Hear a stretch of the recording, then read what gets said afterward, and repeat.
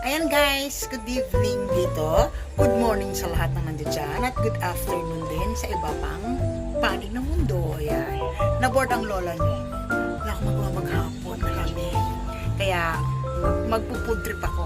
Magluluto ako ngayon. May bago akong recipe na isip. Wala lang, patsam-patsam as the usual, di ba? Pero siyempre lulutuin ko one of my favorite. Kasi nakita ko kanina sa grocery na malingki kami. May nakita ko na first time na, ay, yummy! Malalaman niyo later. Simple lang, pero laman tiyan din. Okay, share ko kayo doon ha. Samahan niyo ako magluto. Walang walang correction ha. Pacham nga eh. Sige. Tara, luto tayo. Okay, ayan guys, ready na ang ating ingredients. Lemon, bawang, at sibuyas. O wala magtatanong bakit malaki ang sibuyas ha. Paliwanag ko. Ayan naman ang pangalawang ingredients natin, ang chicken neck. Alright, ayan na ang ating mga sangkap. Ihanda lang muna natin. Squeeze lang muna natin ang lemon. Ayan. O, ito ang advantage guys pag meron kayong manual squeezer. Pagpasensyahan nyo na. Manual lang ang afford ko. Hindi ko afford ang di kuryente. Kaya, di ba? Simot. Nakakaubos nga lang ng lakas. Pero kailangan di ba? Hindi na kaya ng powers ko. Pero sige lang, laban lang. Ganun talaga pa nagkakaedad, humihina ang energy. Alright, ayan na. Sinot na siya. Nararamdaman ko na. Alright, diba? Simot. Okay, ngayon naglagay na ako ng kawali at mantika. Mainit na siya. Pagsagaan nyo na yung aking kawali ha, pang indigent. Ayan, tanongin nyo, ba't malaki yung bawang ko? Kasi hindi kami close. Yan. I hate bawang. Pero kailangan ko siyang gamitin. Ginagamit niya ako, kaya gagamitin ko din siya. Charot. Ayan, ganun lang ang bawang. Ganun lang ang function ng bawang sa akin. Alam niyo na, may lahi akong aswang. Charot, charot. Kaya ganyan lang ang bawang ko. Pero may kakain yan. Siyempre, yung aking partners in crime, ang kakain ng bawang na yan. Okay. Antay lang natin siya magkonting very, very light na brown. Tapos, isasabay na natin ang sibuyas, di ba? Okay. Yan ang sibuyas. Kasi kailangan makita ko ang bawang pag naluto na. Kasi pag nakain ko siya, naku, masisira ang aking diet. Kaya kailangan, madali ko siyang makita pag hinanap ko siya.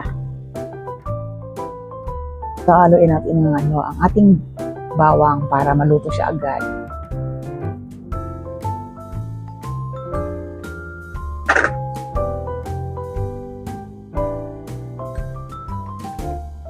Halo-halo lang tayo ng konti. Para kunyari mukhang chef. Kung totoo, hindi mo marunong magluto, patsam lang. Basta alam ko lang lutuin nyo, alam kong kainin. Yun. Tapos lalagyan na natin ang ating chicken neck. Diba? Yun, taba-taba. Wow! Yummy yan. Sira na naman ang diet ko talaga today. Ilang piraso lang naman yan. Kasi ako lang naman nakakain ng chicken neck. Favorite ko. Alam nyo na ako, mga abnormal na parte ng manok ang tinitira ko. Yung mga kwet ng manok, chicken skin, pakpak, ulo, yan ang mga the best sa akin. Ayoko ng mga malalaman. Nauumay ako. Papush pa siya, papush. Alright. May sabaw pala yun, hindi ko pa natanggalin yung tubig. Ayan na, tapos na. So, haluin natin. Sasangkutsa natin siya, guys, para lumasa yung sibuyas at bawang at medyo maalis yung lansa ng ating manok. Hindi kasi ako gumagamit ng luya. Hindi rin kami close. Kung pwede nga lang magluto na wala lahat, yan ay ginawa ko na, utang na loob. Lalo pa ngayon, ang mahal-mahal na ng sibuyas at bawang sa Pilipinas. Kumusta rin kaya ang luya? Diyos ko Lord, imagine mo sa huling vlog na napanood ko, 20 ang isang piraso ng sibuyas, OMG. Magkano kaya ang bawang? May nagbebenta kaya ng bawang ng hibla, di ba? Dito kasi buo-buo walang mga tingi-tingi. Kaya enjoy natin ang bawang. Enjoy namin bawang dito. Alam mo yung kasama ko pa nagluto ng aking partners in crime.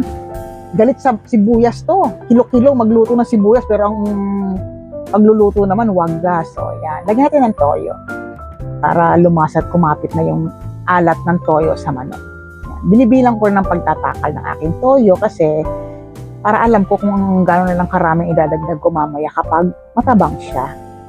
Mas maganda yung matabang kasi madali pating ma-adjust yung lasa compare sa maalat. Diyos ko Lord, magdadagdagan na naman ng tubig. Hindi nga ako naglalagay ng tubig sa aking niluluto. Kasi yung manok kakatasyan siya ng sarili niyang sabaw at mantika. Kaya konting-konting mantika lang ang ginamit ko. Ayan. So, pakukuloy muna natin para lumasa. Oops, ayan na. Kumukulo na siya.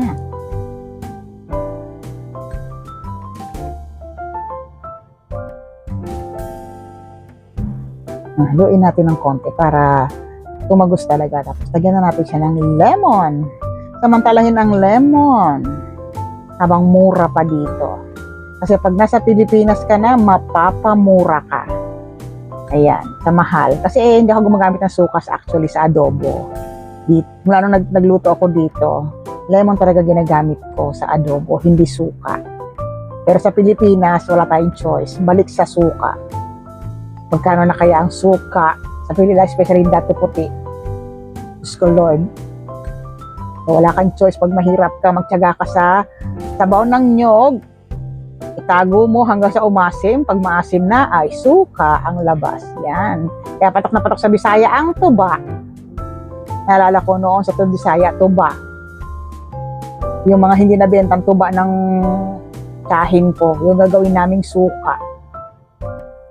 Kaya yung aming paksiw doon pula. Paksiw na pula. Kasi nga tuba. Ganun. Sino nakarelate dyan sa mga Bisaya, relate kayo, I'm sure. Nai-imagine nyo yung paksiw na pula.